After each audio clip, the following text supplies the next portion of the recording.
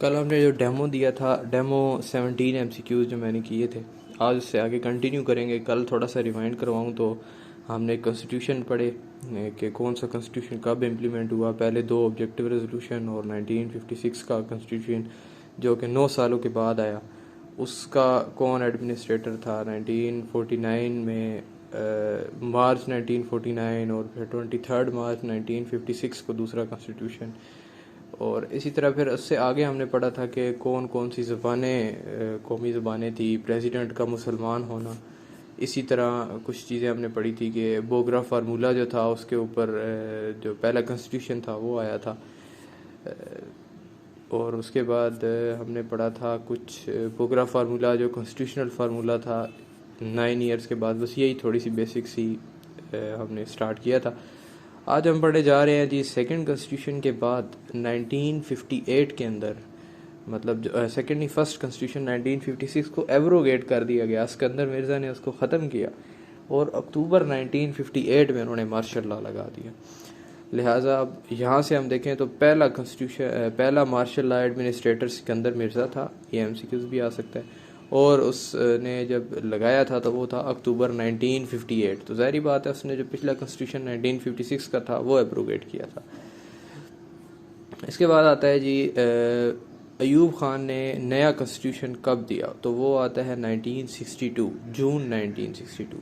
कल हमने दोनों डेट्स याद की थी, ऑब्जेक्टिव रेजोल्यूशन मार्च में और 1956 का कॉन्स्टिट्यूशन भी 23 मार्च को। उसके बाद फिर अयूब ख़ान ने 1962 जून 1962 को थर्ड कॉन्स्टिट्यूशन दिया। उसके बाद उसमें जो गवर्नमेंट का जो सिस्टम ऑफ गवर्नमेंट था वो था प्रेसिडेंट, सदारती निज़ाम, presidential system of government introduce करवाया गया पहली दफ़ा 1962 के अंदर। प्रेसिडेंशियल का मतलब ये है कि आई थिंक ज़्यादातर इख्तियारात प्रेसिडेंट को दिए गए 1962 के कॉन्स्टिट्यूशन में, जो कि बाद में शायद 1973 में जो जुल्फ़िकार अली भुट्टो ने दिया था उसके अंदर वो प्रेसिडेंशियल से चेंज होकर पार्लियामेंट्री हो गया था। आगे आता है जी 1962, अब हम पढ़ चुके हैं, जून 1962 के अंदर इम्प्लीमेंट हुआ।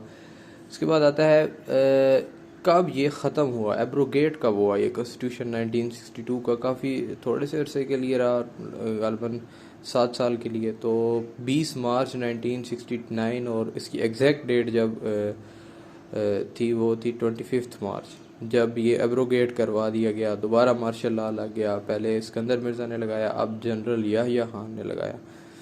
तो दूसरा मार्शल लॉ एडमिनिस्ट्रेटर पाकिस्तान का जनरल याहिया खान था, जिसने 1962 का कॉन्स्टिट्यूशन एब्रोगेट किया और 69 में मार्शल लॉ लगा दिया। फिर उसके बाद जनरल याहिया खान के बाद जनरल मिस्टर जुल्फ़िकार अली भुट्टो ने नया कॉन्स्टिट्यूशन कंट्री के अंदर लागू किया, जो कि 14 अगस्त 1973 में हुआ।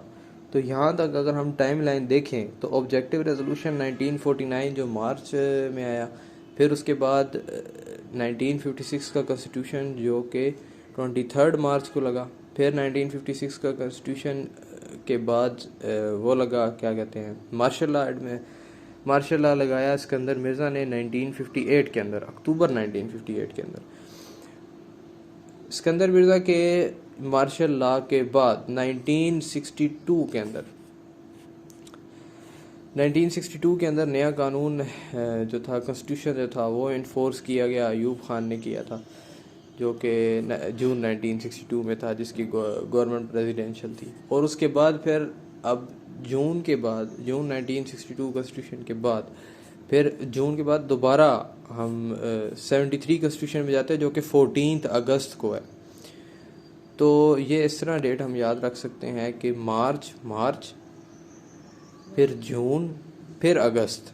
मार्च की तो याद हो जाती हैं। अंदर वाला जो कॉन्स्टिट्यूशन है 62 का वो जून में लगा, और फिर उसके बाद हम वो एब्रोगेट वो भी मार्च में हुआ, वो भी ख़त्म 20 मार्च को हुआ 62 का कॉन्स्टिट्यूशन। फिर उसके बाद 73 का कॉन्स्टिट्यूशन जो आता है वो 14 अगस्त को जुल्फ़िकार अली भुट्टो साहब ने इन्फोर्स करवाया। अब उसके बाद जो kind of system of government था वो हम पढ़ चुके हैं। पहले में प्रेसिडेंशियल था, इसमें पार्लियामेंट्री है। फिर अकॉर्डिंग टू 1963 कॉन्स्टिट्यूशन प्रेसिडेंट कौन इलेक्ट करता है, तो वो सारे ही सेनेट भी, नेशनल असम्बली, प्रोविंशियल असम्बली सारे सेलेक्ट करते हैं। 73 कॉन्स्टिट्यूशन में प्राइम मिनिस्टर को कौन इलेक्ट करता है, तो उसको हम नेशनल असम्बली में जो वोटिंग होती है उसके बुनियाद पर प्राइम मिनिस्टर इलेक्ट होते हैं। यानी कि प्रेसिडेंट को सारे ही करते हैं, सेनेट, नेशनल असम्बली और प्रोविंशियल असम्बली सारी, और 73 की कॉन्स्टिट्यूशन को सिर्फ नेशनल असम्बली जो कौमी असम्बली है वो इंतखाब करती है वज़ीर आज़म का। In which constitution bicameral legislature was provided for the first time. ये भी हम देख सकते हैं 1973, यानी कि 2 बाई कैमरा लेजिस्लेटर, या मेरे ख्याल में अपर हाउस और लोअर हाउस होता है। Lower house, upper house senate और लोअर हाउस की जो प्रोविंशियल असम्बलीज होती हैं शायद। आगे आता है इन कॉन्स्टिट्यूशन ऑफ 1973। अच्छा जी, कौन सी एज तक आप इलेक्शन करवा सकते हैं, किस खड़े हो सकते हैं, तो वो 25 साल है कम अज़ कम, और पहले हम पढ़ चुके हैं मेरे हाल में 40 साल है प्रेसिडेंट के लिए।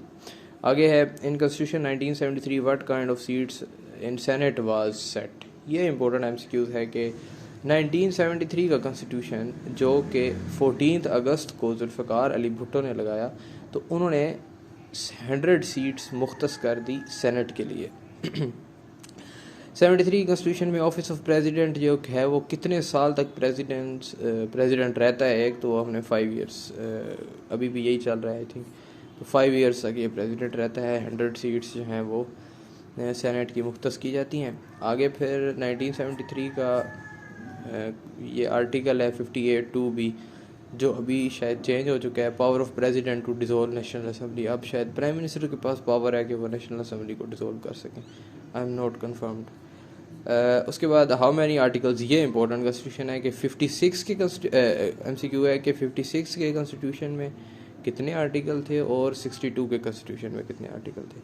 तो 234 अगर हम याद करें, 234 और 250 62 के, और फिर इसी तरह 280, so 234, 250 and 280, these 3 articles of 1956, 1962 and 1973 constitution। अगर इसे हम देखें तो 234 itself मतलब बाकी टेंस में आ रहे हैं, 250 जो है 50 आ रहा है आखिर पे, 280 80 आ रहा है, अब 30 का इजाफा, 50 में 30 का इजाफा करें 280 बन जाता है, और 50 से पिछला जो है वो है ही 30s में, यानी कि 234, तो इस तरह हम याद कर सकते हैं तीनों।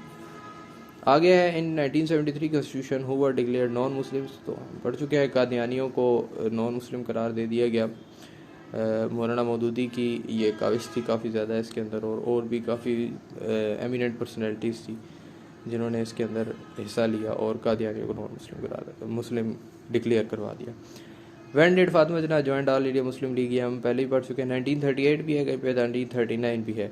कायद आज़म ने ज्वाइन किया था आई थिंक 1913 में, और परमानेंट और 1922 में आई थिंक लियाकत अली ख़ान थे। नेशनल फ्लैग अमीरुद्दीन कदवाई, और स्टैंडर्ड टाइम जो था वो प्रोफेसर मोहम्मद अनवर। ये भी याद करना है कि PST जो पाकिस्तान का टाइम होता है, पाकिस्तान स्टैंडर्ड टाइम PST, वो सजेस्ट किया था प्रोफेसर मोहम्मद अनवर ने, और आई थिंक ये 6 आवर्स आगे है। ये कंफर्म करेंगे और कमेंट में मुझे बताइएगा कि कितना पाकिस्तान का स्टैंडर्ड टाइम कितना आगे है, +6 और है या कितने।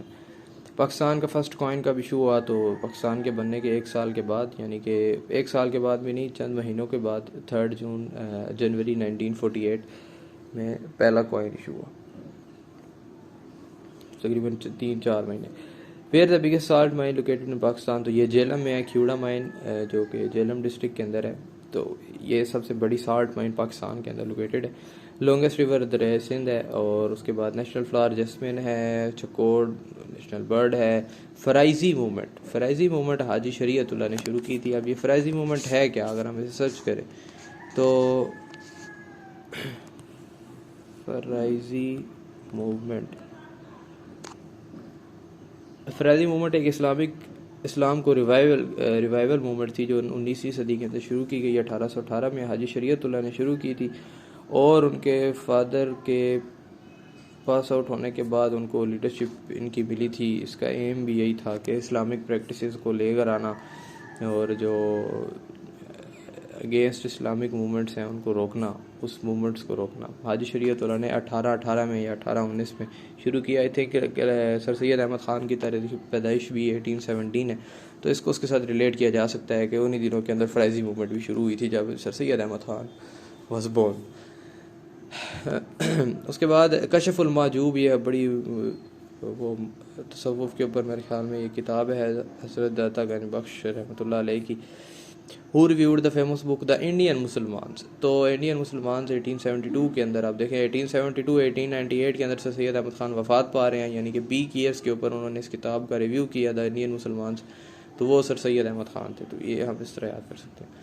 Indian council act 1958 was passed on, ये इंपॉर्टेंट नहीं है वैसे, आगे चले तो खुतबात अहमदिया भी सर सैयद अहमद ख़ान की ही लाइक अहमदिया को हम रिलेट कर सकते हैं, सर सैयद अहमद ख़ान की किताब है। अब इंडियन इंडिपेंडेंस एक्ट, ये 1947 के अंदर for the time being Pakistan ने उसको अडॉप्ट किया था एज अ कॉन्स्टिट्यूशन। जब तक हमारा पहला ऑब्जेक्टिव रेजोल्यूशन हम बना रहे थे 1949 का, जो कि 12-13 मार्च को था, उसको अडॉप्ट करने से पहले जो इंडियन इंडिपेंडेंस एक्ट इन्फोर्स हुआ था, वो मतलब उसको चेंज करके अडॉप्ट किया था, वो 14 अगस्त 1947 में था। अल्लामा इकबाल ने अपना इलाहाबाद एड्रेस 1930 में दिया। ब्रिटिश ईस्ट इंडिया कंपनी ने पंजाब को ऑक्यूपाई किया।